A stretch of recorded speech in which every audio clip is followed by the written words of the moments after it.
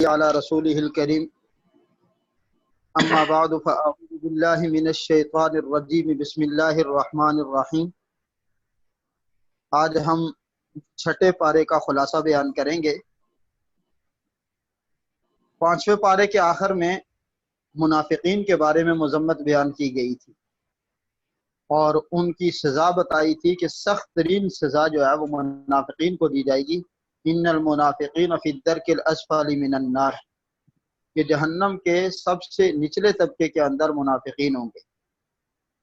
تو چھٹے پارے کے شروع میں اللہ رب العزت فرماتے ہیں کہ اللہ بری باتوں کے اظہار کو پسند نہیں کرتا کہ بری باتیں کسی کے سامنے ظاہر کی جائیں، لیکن جب ضرر کا خطرہ ہو جائے یا جو ظالم ہو تو اس ظالم کی مذمت بیان کی جا سکتی ہے۔ اس لیے فرمایا لا یحب اللہ الجہر بالسوء من القول الا من ظلم، لہذا اس پر کسی کو تعجب نہیں ہونا چاہیے کہ اللہ تو کہتے ہیں پردہ داری فرماؤ، اور یہاں تو منافقین کا ایک ایک پول کھول کر بیان کر دیا ہے۔ تو منافقین کا پول کھولنا ضروری تھا، اس لیے کہ یہ اسلام کے لیے بہت سخت نقصان دہ ہو رہے تھے، اور اسلام کو جتنا نقصان منافقین نے پہنچایا اتنا کسی اور نے نہیں پہنچایا۔ نہ یہودیوں نے اتنا نقصان پہنچایا، نہ نصارہ نے، نہ مشرکین نے۔ منافقین نے نقصان اس لیے پہنچایا کہ جب تک آپ صلی اللہ علیہ وسلم کو منافقین کے بارے میں بتایا نہیں گیا تھا تو منافقین آ کر پہلی صف میں نماز بھی پڑھتے تھے، آپ کا واعظ بھی سنتے تھے، لیکن اندر اندر سے جا کر جب کافروں کے پاس، یہودیوں کے پاس جاتے تو ان کو کہتے تھے کہ ہم تو تمہارے ساتھ ہیں، ہم تو ان کے ساتھ دھوکہ کر رہے ہیں۔ پھر اللہ نے فرمایا تھا کہ یہ تم اللہ کے ساتھ دھوکہ نہیں کر رہے بلکہ تم اپنے آپ کے ساتھ دھوکہ کر رہے ہو۔ تو منافقین کی مذمت جو بیان کی جا رہی ہے یہ مذمت نقصان کا باعث نہیں ہے، اور اس مذمت کے بیان کرنے سے اللہ رب العزت نے بیان منع نہیں فرمایا۔ پردہ داری ضروری ہے، لیکن جہاں پر راز کو فاش کرنا ضروری ہو اور فاش کرنے کے بغیر نقصان ہو رہا ہو تو وہاں پر اس راز کو فاش کرنے کی شریعت نے اجازت دی ہے۔ منافقین کی مذمت کے بعد یہودیوں کے جرائم کا تذکرہ ہے، اس لیے کہ کفر و ضلال میں وہ بھی منافقین کے بھائی تھے۔ ان کے جرائم میں سے ایک جرم یہ بھی ہے کہ انہوں نے حضرت عیسیٰ علیہ السلام کو قتل کرنے کا ارادہ کیا، لیکن اللہ رب العزت نے ان کی حفاظت فرمائی اور انہیں باعزت طور طریقے سے آسمانوں پر اٹھا لیا۔ اچھا، اس کے لیے جو قرآن مجید نے الفاظ استعمال کیے ہیں ان میں تھوڑا سا غور کرنے کی ضرورت ہے۔ فرمایا کہ وما قتلوہ وما صلبوہ ولکن شبہ، نہ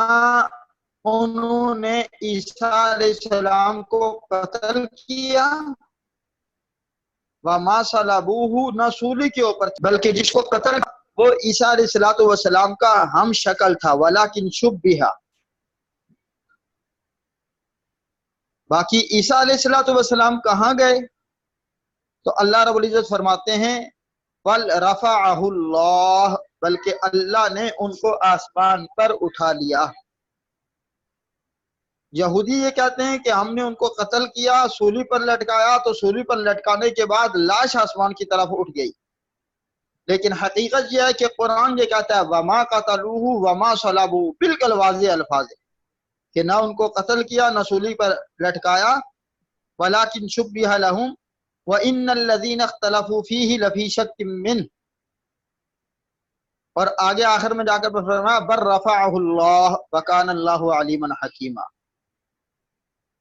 تو اللہ رب العزت نے عیسیٰ علیہ السلام کی حفاظت فرمائی اور انہیں باعزت طریقے سے آسمانوں پر اٹھا لیا، نہ ان کو قتل کیا گیا اور نہ ان کو سولی پر لٹکایا گیا۔ یہ ہمارا عقیدہ ہونا چاہیے ہر مومن کا۔ اچھا، یہود کے بعد اہل کتاب کے دوسرے گروہ یعنی نصارہ کا بھی تذکرہ ہے، جن کا ایک انتہائی غلط عقیدہ یہ تھا کہ خدا ایک نہیں بلکہ 3 اقنوم سے مرکب ہے، یعنی باپ، بیٹا اور روح القدس۔ نصارہ کو سمجھایا گیا کہ تم اپنے دین میں غلب نہ کرو اور حضرت عیسیٰ علیہ السلام کو ان کے اصل مقام سے نہ بڑھاؤ، اور یہ مت کہو کہ خدا 3 ہے۔ پھر جب کہ خود حضرت عیسیٰ علیہ السلام نے اللہ کے سامنے اپنی عاجزی اور عبودیت میں کوئی حتک محسوس نہیں کی بلکہ اپنے آپ کو بندہ سمجھنے میں فخر محسوس کرتے تھے عیسیٰ علیہ الصلوۃ والسلام، تو تم کون ہوتے ہو جو عیسیٰ علیہ الصلوۃ والسلام کو خدا ٹھہرانے والے؟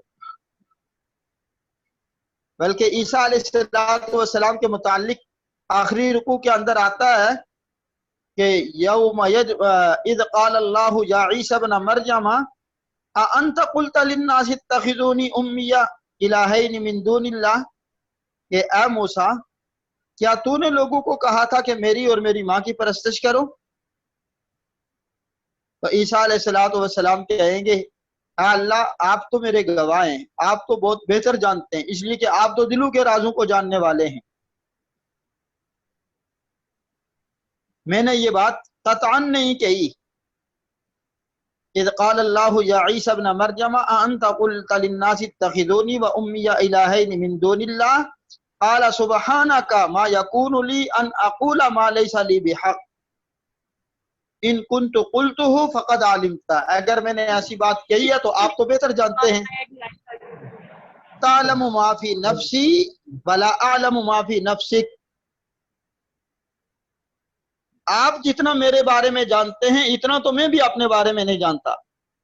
تعلم ما فی نفسی ولا اعلم ما فی نفسک، جتنا آپ میرے بارے میں جانتے ہیں اتنا تو میں بھی اپنے بارے میں نہیں جانتا۔ تو آپ تو جانتے ہیں کہ میں نے ان کو کبھی بھی یہ بات نہیں کہی کہ تم میری پرستش کرو، بلکہ میں نے تو ہمیشہ ان کو یہی بات کہی ہے ان اعبدوا اللہ ربی وربکم وکنت علیہم شہیدا ما دمت فیہم فلما توفیتنی کنت انت الرقیب علیہم، جب تک میں ان کے اندر موجود رہا آپ گواہ رہے، اور جب آپ نے مجھے اٹھا لیا، وفات کہتے ہیں جسم کو اٹھا لینا، توفا، فلما توفیتنی کنت انت الرقیب علیہم وانت علی کل شیء شہید۔ پھر قیامت کے دن جب ہر قوم کو اس کے نبی کو سامنے لا کر اس سے نبوت کا اور اللہ کی وحدانیت کا اقرار کروایا جائے گا، تو اس وقت عیسیٰ علیہ الصلوۃ والسلام کہیں گے اللہ انہوں نے جو میری طرف یہ بات منسوب کی تھی کہ عیسیٰ ہمیں کہتا کہ اللہ کو چھوڑ کر میری پرستش کرو، اللہ اس جرم میں ان تعذبہم فانہم عبادک وان تغفر لہم فانک انت العزیز الحکیم، اگر آپ ان کو عذاب دیں تو یہ آپ کے بندے ہیں، آپ کو اختیار ہے، اور اگر آپ ان کو معاف کر دیں تو اس پر بھی آپ کو قدرت حاصل ہے۔ اس کے اوپر یہ سورت ختم ہوتی ہے اور اب دوسری سورت شروع ہو جاتی ہے، سورہ مائدہ۔ مائدہ یہ مدنی سورت ہے اور اس میں 120 آیات ہیں۔ چونکہ اس میں مائدہ کا قصہ مذکور ہے اس لیے اس سورت کا نام مائدہ رکھا گیا۔ مائدہ عربی زبان میں دسترخوان کو کہتے ہیں۔ یہ سورت ہجرت مدینہ کے بعد نازل ہوئی، اور بعض روایات سے ثابت ہوتا ہے جیسا کہ حضرت عائشہ رضی اللہ تعالیٰ عنہ نے فرمایا کہ نزول کے اعتبار سے سورہ مائدہ آخری سورت ہے۔ اس سورت میں حلال اور حرام کے متعدد احکام اور 3 قصے بیان کیے گئے ہیں۔ اس سورت کی ایک خاص بات یہ ہے کہ اس میں وہ آیت کریمہ بھی ہے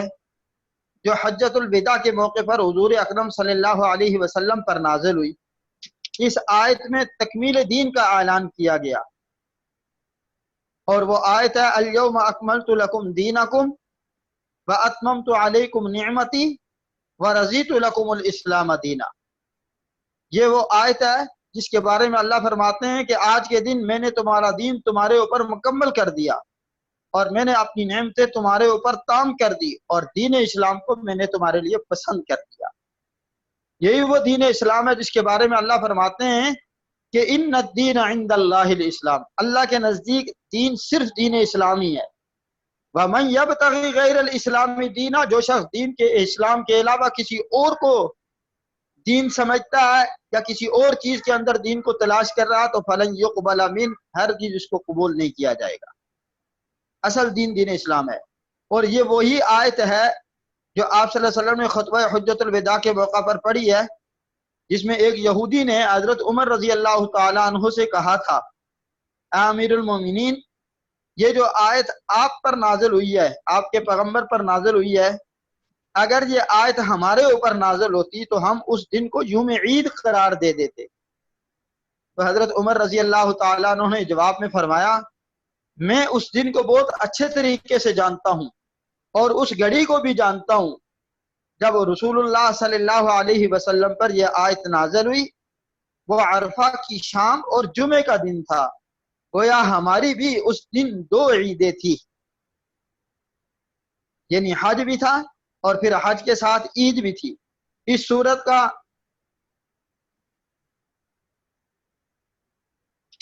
جو حصہ چھٹے پارے کے اندر آیا ہے اس میں جو آگے مزید جو مسائل بیان ہوئے ہیں اس میں ایک بات یہ بیان کی گئی کہ اہل ایمان کو ہر جائز عہد اور عقد کے پورا کرنے کا حکم دیا گیا، خواہ وہ عہد و عقد انسان اور رب کے درمیان ہو یا ایک انسان کا دوسرے انسان کے درمیان ہو۔ گویا یہ آیت ان احکام کو بھی شامل ہے جو اللہ نے بندوں پر فرض کیے، اور بے و شرع، شراکت اور اجارہ، نکاح اور قسم جیسے تمام عقود کو بھی شامل ہے۔ اور اس سے یہ بھی ظاہر ہوتا ہے کہ اسلام نے عقود اور عہود کو کتنی اہمیت دی ہے۔ ایک مقام پر فرمایا وَأَوْفُوا بِالْعَهْدِ، اپنے عہدوں کو پورا کرو، ان العہد کان مسئولا، بے شک ان عہدوں کے بارے میں تم سے پوچھا جائے گا، سوال کیا جائے گا۔ چونکہ اس سورت کا نام مائدہ ہے اور مائدہ دسترخوان کو کہتے ہیں، اس لیے کھانے پینے کے حلت اور حرمت کے بہت سارے مسائل اس سورہ مبارکہ کے اندر بیان کیے گئے۔ کھانے پینے کی بہت ساری ایسی چیزوں کی حرمت کا اعلان کیا گیا جنہیں زمانہ جاہلیت میں حلال سمجھا جاتا تھا، کیونکہ ان چیزوں کے کھانے میں صحت اور جسم کا بھی نقصان ہے اور فکر و نظر اور دین و اخلاق کا بھی نقصان ہے۔ مثلا مردار، بہنے والا خون، خنزیر کا گوشت اور وہ جانور جسے غیر اللہ کے نام پر ذبح کیا جائے، یہ چاروں کے چاروں کھانا یہ صحت، دین، ہر اعتبار سے نقصان کا باعث ہے۔ لیکن ایک موقع پر اس کو کھانے کی اجازت دی گئی، فرمایا کہ جب تمہارے اوپر اضطراری کیفیت پیدا ہو جائے، 3 دن سے زائد بھوک کی گزر جائے اور اب جان کے لالے پڑ جائے اور اس کے علاوہ اور کوئی چیز تمہارے پاس کھانے کی موجود نہ ہو، تو پھر ان چاروں چیزوں میں سے کوئی بھی چیز آپ کھا سکتے ہو، اور بقدر ضرورت اپنی جان بچانے کے لیے، یہ نہیں کہ خوب پیٹ بھر کر کھایا جائے۔ ان نجس چیزوں کے علاوہ باقی چیزیں طیبات اور حلال قرار دی گئی۔ حلال اور حرام کے بعد اللہ تعالیٰ نے مسلمانوں پر اپنے اس فضل و انعام کا ذکر کیا ہے کہ اللہ نے انہیں وضو اور غسل کے ذریعے ظاہر و باطن کے اعتبار سے پاک کیا ہے، اور وہ آیت ہے جس میں اللہ رب العزت نے غسل کے وضو کے فرائض بیان فرمائے ہیں۔ یا ایھا الذین آمنوا اذا قمتم الی الصلاۃ فاغسلوا وجوہکم، کہ جب تم نماز پڑھنے کے لیے کھڑے ہو، یعنی نماز پڑھنے کا ارادہ کرنے لگو، کھڑے ہونے لگو، تو فاغسلوا وجوہکم، اپنے چہروں کو دھو لو، فاغسلوا وجوہکم وایدیکم، اور اپنے دونوں ہاتھوں کو کونیوں سمیت دھو لو، وایدیکم الی المرافق وامسحوا برؤوسکم، اپنے سروں کا مسح کرو، وارجلکم الی الکعبین، اور اپنے دونوں پاؤں ٹخنوں سمیت دھو لیا کرو۔ یہ وضو کے 4 فرض یہاں پر بیان کیے گئے۔ اللہ نے انہیں وضو اور غسل کے ذریعے ظاہر اور باطن کے اعتبار سے ہر انسان کو اللہ رب العزت نے پاک کرنے کا ارادہ کیا ہے۔ اس لیے فرمایا کہ جب تم حالت جنابت میں آ جاؤ، وَإِن كُنتُمْ جُنُبًا فَطَّهَّرُوا، خوب پاکی حاصل کرو، یعنی خوب رگڑ کر صابن کا اور ہر ایسے چیز کا استعمال کرنا جو صفائی کے لیے معاون ہے، اس کے استعمال کرنے کی شریعت نے اجازت دی ہے۔ اور اگر وضو اور غسل کرنا نقصان کا باعث ہو، پانی کا استعمال کرنے پر بندہ قادر نہ ہو، یا قادر تو ہو لیکن اس سے جان کے جانے کا یا مزید بیماری کے بڑھنے کا یا اس پانی کے اوپر کسی دشمن کا پہرا ہو، تو پھر اس صورت میں فرمایا کہ بطور مجبوری کے تم تیمم کر سکتے ہو۔ اور تیمم یہ ہے کہ 2 ضربے زمین کے اوپر پاک مٹی پر مارنا، ایک ضرب سے چہرے پر پھیرنا اور دوسری ضرب ہاتھوں کو کونیوں سمیت پھیرنا۔ بس یہ تمہارے غسل کے لیے بھی تیمم کا یہی طریقہ ہے اور وضو کے لیے بھی تیمم کا یہی طریقہ ہے۔ بندوں پر اللہ کے فضل و احسان میں سے ایک یہ بھی ہے کہ اللہ رب العزت نے پانی کے استعمال کی قدرت نہ ہونے کی صورت میں تیمم کو کی اجازت دی ہے۔ اور یہ خصوصیت اللہ رب العزت نے اس امت کے لیے رکھی ہے۔ چنانچہ اس پارے کے چھٹے رکوع میں فرمایا گیا کہ اللہ تم پر تنگی نہیں کرنا چاہتا، بلکہ وہ چاہتا ہے کہ تمہیں پاک کر دے اور تمہارے اوپر اپنا احسان پورا کر دے تاکہ تم شکر کرنے والے بن جاؤ۔ اس پارے کے 7ویں رکوع میں یہودوں کی بزدلی، ان کے فتنہ اور فساد، سرکشی اور تکبر کا بیان ہے، اور ان اوصاف کے بیان کرنے کا مقصد یہ ہے کہ مسلمان اپنے آپ کو ان خرابیوں میں مبتلا ہونے سے بچا کر رکھے۔ یہود کے ساتھ ساتھ نصارہ کے احوال بھی بتلائے گئے، ان سے بھی اللہ کے حکموں پر قائم رہنے کا وعدہ لیا گیا تھا، لیکن انہوں نے اللہ کے عہد کو توڑ دیا، جس کی وجہ سے اللہ نے ان کے دلوں میں بغض و عداوت ڈال دی۔ باوجود یہ کہ یہ دونوں گروہ بہت ساری اعتقادی، عملی اور اخلاقی بیماریوں میں مبتلا تھے، پھر بھی یہ دعویٰ کرتے تھے کہ ہم اللہ کے بیٹے ہیں اور اس کے محبوب ہیں۔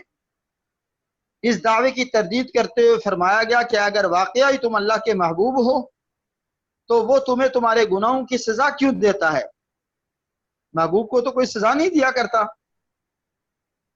تو اللہ رب العزت پھر تمہیں سزا کیوں دیتا ہے؟ اس لیے تمہارا جو یہ دعویٰ کرنا کہ ہم اللہ کے بیٹے ہیں، نحن ابناء اللہ و احباہ، اور اس کے محبوب ہیں، یہ تمہارا دعویٰ غلط ہے، اس لیے کہ تم دین سے، اور دین جس پیغمبر پر نازل ہوا ہے اس پیغمبر سے، دونوں سے تم بہت دور ہو۔ اس مذمت اور تردید کے بعد انہیں دین حق اور خاتم الانبیاء صلی اللہ علیہ وسلم پر ایمان لانے کی دعوت دی گئی۔ 8ویں رکوع میں یہ بتایا گیا کہ حضرت موسیٰ علیہ السلام نے پہلے یہود کو اللہ کے احسانات یاد کرنے کا حکم دیا، پھر انہیں ارض مقدس فلسطین میں داخل ہونے کی ترغیب دی کہ یہ تمہارے آباء و اجداد کا ملک ہے، دشمنوں نے یہ تم سے لے لیا تھا، تم جاؤ اور جا کر اس ملک پر دوبارہ قبضہ کرو، یہ تمہارے آباء و اجداد کا ملک ہے۔ اس لیے بیت المقدس میں داخل ہونے کی ترغیب دی، لیکن ان بدبختوں نے اس ترغیب کے جواب میں موسیٰ علیہ السلام کا مذاق اڑانا شروع کر دیا اور کہا اے موسیٰ، ہم تو اس ملک میں ہرگز نہیں جائیں گے، ہم تو اس ملک میں ہرگز نہیں جائیں گے، آپ اور آپ کا رب جائے اور جا کر وہ دشمن کے ساتھ مقابلہ کرے۔ اذهب انت وربك فقاتلا انا هاهنا قاعدون، کہا کہ ہم اس وقت تک نہیں جائیں گے جب تک قوم عمالقہ وہاں سے نہیں نکل جاتے، لہذا تم اور تمہارا رب جا کر لڑو، پہلے وہ قوم عمالقہ وہاں سے نکلے گی پھر ہم جائیں گے اس ملک کے اندر۔ بنی اسرائیل کی سرکشی اور نافرمانی کے تذکرے کے بعد 9ویں رکوع میں آدم علیہ السلام کے 2 بیٹوں حابیل اور قابیل کا قصہ ذکر کیا گیا ہے، جس کے مطابق قابیل نے حسد کی بنا پر اپنے بھائی کو قتل کر دیا۔ حسد یہودیوں کے اندر بھی پایا جاتا تھا، جس کی وجہ سے انہوں نے خاتم الانبیاء کی رسالت کا انکار کیا۔ اس قصے کی مناسبت سے ڈاکو، باغیوں اور زمین میں فساد پھیلانے والوں کی سزا بھی ذکر کی گئی، یعنی کسی کو سولی دی جائے، کسی کو قتل کیا جائے اور کسی کے ہاتھ پاؤں الٹی جانب سے کاٹ دیے جائے۔ پھر 10ویں رکوع میں چوری کرنے والے مرد اور چوری کرنے والی عورت کا ہاتھ کاٹنے کا حکم دیا گیا، کیونکہ یہ ملک کے امن اور تحفظ کے لیے خطرہ بنتے ہیں، لہذا ان کو ایسی سزا دینا ضروری ہے جس سے دوسرے عبرت حاصل کریں۔ یہاں یہ حقیقت بڑی اہمیت کی حامل ہے کہ شریعت مطہرہ نے ایسے بڑے جرائم کے لیے عبرتناک سزائیں تجویز کی ہیں، ان کا تصور ہی انسان کو جرم کے ارتکاب سے روک دیتا ہے، اور ایسے لوگوں کو سر اٹھانے کا موقع نہ ملے تو اجتماعی امن کے لیے خطرہ ثابت ہوں۔ چند ہاتھ کٹنے سے لاکھوں انسانوں کو اگر امن اور سکون میسر آ جاتا ہے تو یہ گھاٹے کا سودا نہیں ہے۔ آج کی دنیا جو کہ جرائم کی کثرت کی وجہ سے جہنم کا نمونہ بن چکی ہے، چیخ چیخ کر اسلامی قوانین اور حدود کے نفاذ کی دعوت دے رہی ہے۔ آپ لوگ تو الحمدللہ اسلامی مملکت میں وہاں پر موجود ہیں، آپ دیکھیں وہاں کے جرائم کی شرح اور پاکستان کے جرائم کی شرح میں بہت فرق ہے۔ وہاں جرائم 2-4% ہی ہیں اور یہاں پر جرائم 100% ہیں، اس لیے کہ وہاں جرم کرنے والا، چوری کرنے والے کو پتا ہے کہ اگر چوری کی تو ہاتھ کاٹ دیا جائے گا، قتل کرنے والے کو پتا ہے کہ مجھے بدلے میں قتل کر دیا جائے گا، اس لیے وہاں دکانیں کھلی ہوئی ہیں اور اس کے باوجود بھی وہاں پر کسی قسم کی کوئی چوری ڈکیتی نہیں ہوتی، اور یہاں پر تالے توڑ کر چوریاں کی جاتی، اس لیے کہ یہاں مجرم کو پتہ ہے کہ پیسے دے کر، رشوت دے کر، اپنے اثر و رسوخ استعمال کر کے میں چھوٹ جاؤں گا، اس لیے قتل و فساد اور خون ریزی یہاں پر عام ہے۔ ڈاکہ زنی، چوری اور فساد کے احکام بیان کرنے کے بعد فسادیوں کے دو بڑے گروہوں کا تذکرہ ہے، یعنی منافقین اور یہود کا۔ پہلے گروہ کا ذکر اختصار کے ساتھ ہے اور دوسرے گروہ کا ذکر تفصیل کے ساتھ ہے۔ فرمایا گیا اے رسول، آپ کو وہ لوگ غم میں نہ ڈالے جو کفر میں جلدی کرتے ہیں اور جو اپنے منہ سے کہتے ہیں کہ ہم مسلمان ہیں اور ان کے دل مسلمان نہیں، اور وہ جو یہودی ہیں یہ جھوٹ بولنے کے لیے جاسوسی کرتے ہیں اور ایک دوسری جماعت کے جاسوس ہیں جو آپ کے پاس نہیں آئی۔ یہود کے ساتھ ساتھ نصارہ کی گمراہی کا بیان بھی ہے اور بتلایا گیا کہ ان کو تورات اور انجیل دی گئی، لیکن انہوں نے ان کتابوں کے مطابق اپنے فیصلے نہ کیے۔ تورات اور انجیل کے ذکر کے بعد قرآن کا تذکرہ ہے جو کہ ہدایت اور گمراہی میں فرق کرنے والی کتاب ہے، اور یہی کتابوں کا محافظ ہے۔ عقائد، عبادات، معاملات اور اخلاق سے تعلق رکھنے والی کوئی ایسی نصیحت، کوئی ایسا کام نہیں جو انسانیت کی فلاح کے لیے ضروری ہو اور سابقہ کتابوں میں بھی موجود ہو مگر قرآن میں نہ ہو۔ قرآن تو بڑی فصیح اور بلیغ کتاب ہے، ہر حکم قرآن مجید کے اندر موجود ہے، اور جو حکم قرآن مجید کے اندر اجمال کے ساتھ آیا ہے، آپ صلی اللہ علیہ وسلم کی سنت کے اندر وہ حکم تفصیل کے ساتھ موجود ہے۔ پھر اس کے بعد اگلی آیات میں مسلمانوں کو یہود و نصارہ کے ساتھ قلبی دوستی لگانے سے منع کیا گیا، کیونکہ وہ امت اسلامیہ کے سخت ترین دشمن ہیں۔ اس لیے فرمایا یا ایھا الذین آمنوا لا تتخذوا الیہود والنصارى اولیاء، یہود و نصارہ کو دوست مت بناؤ۔ اور آج دیکھیں ہم یہود و نصارہ کے علاوہ اپنے آپ کو کمزور سمجھتے ہیں، ہم ان کی ہاں میں ہاں ملاتے ہیں، ہم ان کی پالیسی کے اوپر چلتے ہیں، مسلمان ہونے کے باوجود ہم نے ان کے ساتھ دوستیاں لگائی ہیں۔ فرمایا وہ امت اسلامیہ کے سخت ترین دشمن ہیں اور آپس میں ایک دوسرے کے دوست ہیں۔ تم میں سے جو ان سے دوستی رکھے گا وہ انہی میں سے ہوگا، کل قیامت کے دن انہی کے ساتھ اس کو اٹھایا جائے گا۔ بے شک اللہ تعالیٰ ظالم قوم کو ہدایت نہیں دیتا۔ قرآن کریم کی صداقت کا زندہ معجزہ ہم اپنی آنکھوں سے دیکھ رہے ہیں کہ آپس کے شدید مذہبی اور سیاسی اختلافات کے باوجود یہود و نصارہ مسلمانوں کے مقابلے میں ہمیشہ متحد ہیں اور متحد ہو جاتے ہیں۔ تعجب تو اس بات پر ہے کہ عالم اسلام کے حکمران قرآن حکیم کی واضح ہدایات کے باوجود یہود و نصارہ سے پینگے بڑھاتے ہیں، ان کے اشاروں پر بنیاد پرست مسلمانوں پر ظلم و ستم کے پہاڑ ڈالتے ہیں۔ کفار کے ساتھ قلبی دوستی لگائی جائے گی تو ارتداد کا بھی خطرہ رہے گا، اس لیے اگلی آیت میں مسلمانوں کو ارتداد سے بچنے کی تلقین کی گئی، کیونکہ ارتداد سے سارے اعمال باطل اور ضائع ہو جاتے ہیں اور انسان پر ہمیشہ کے لیے دوزخ واجب ہو جاتی ہے۔ ساتھ ہی یہ بھی وضاحت کر دی گئی کہ اللہ کا دین تمہارا محتاج نہیں، اگر تم مرتد ہو جاؤ گے تو اللہ تعالیٰ تم سے بہتر لوگوں کو دین کی خدمت کے لیے کھڑا کر دے گا۔ فرمایا اے ایمان والو، اگر تم میں سے کوئی اپنے دین سے پھر جائے گا تو اللہ ایسے لوگوں کو پیدا کر دے گا جن کو وہ دوست رکھے اور جسے وہ دوست رکھیں، اور جو مومنوں کے حق میں نرمی کریں اور کافروں سے سختی سے پیش آئیں، اللہ کی راہ میں جہاد کریں اور کسی ملامت کرنے والے کی ملامت کی پرواہ نہ کریں۔ یہ اللہ کا فضل ہے، وہ جسے چاہتا ہے دیتا ہے،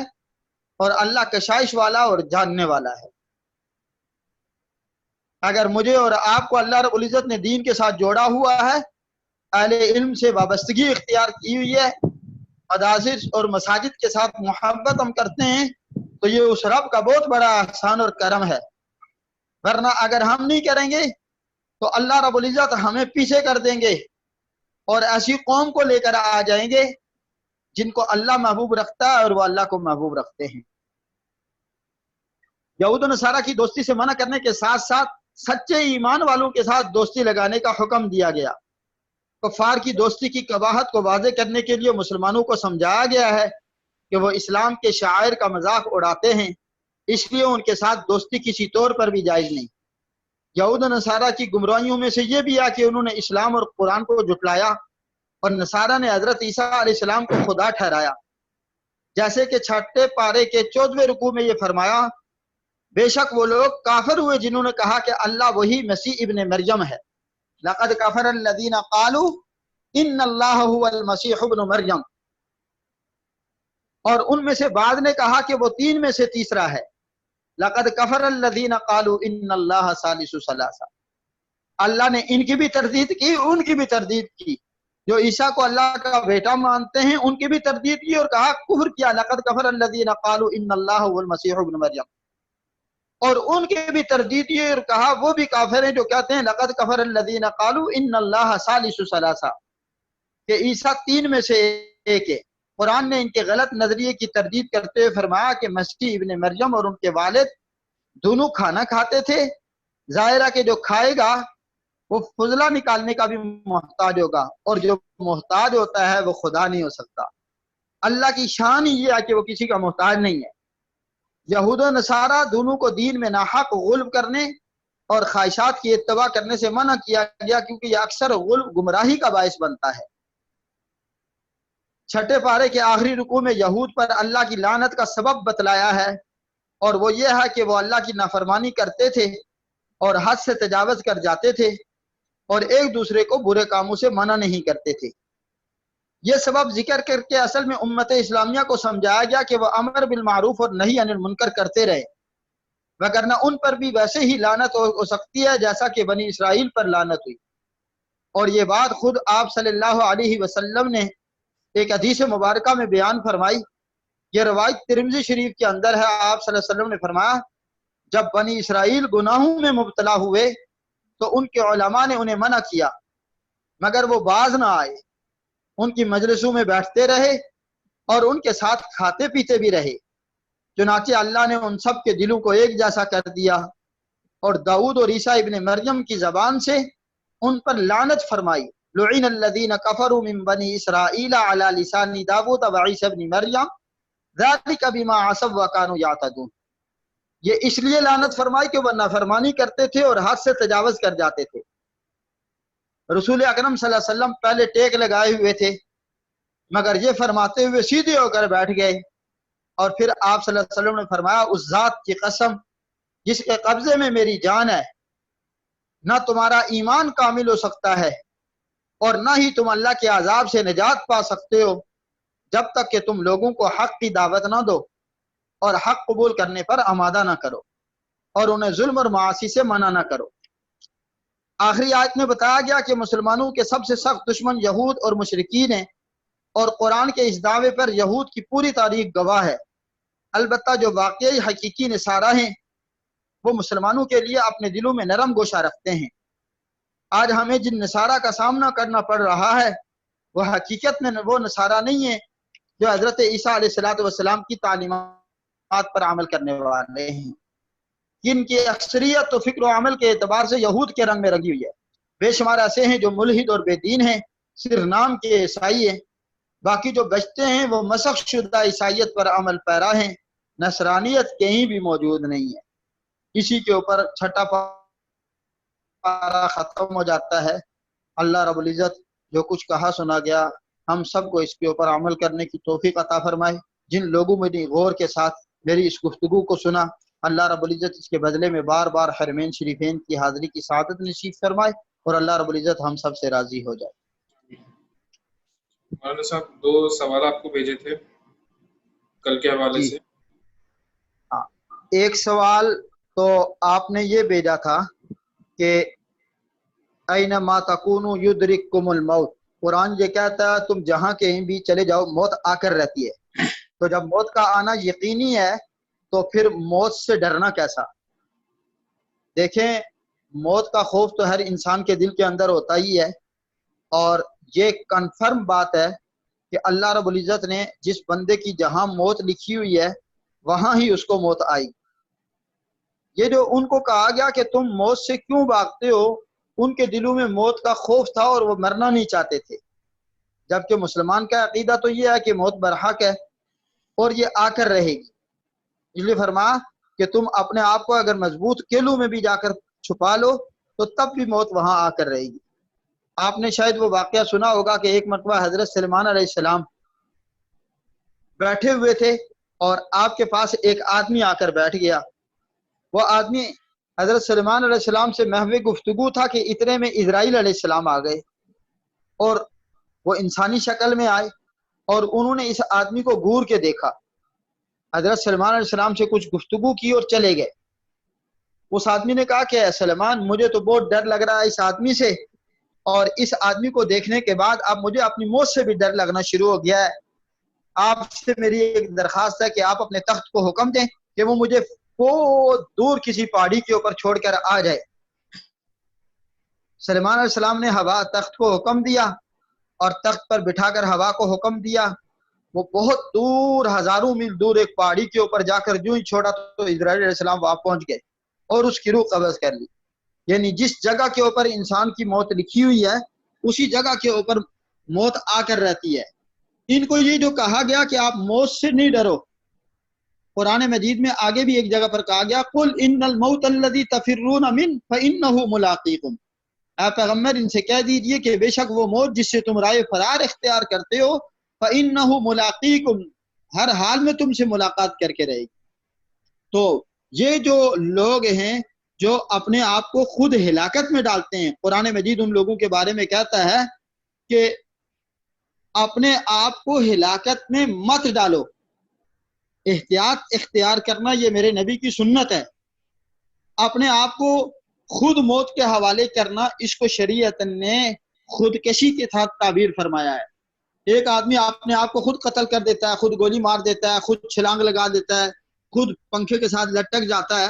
تو شریعت نے اس کو خودکشی کہا ہے، حالانکہ اس کی نصیب میں اور مقدر میں شروع سے ہی موت ایسے لکھی ہوئی تھی، لیکن چونکہ اس نے موت میں اپنے اختیار کو استعمال کیا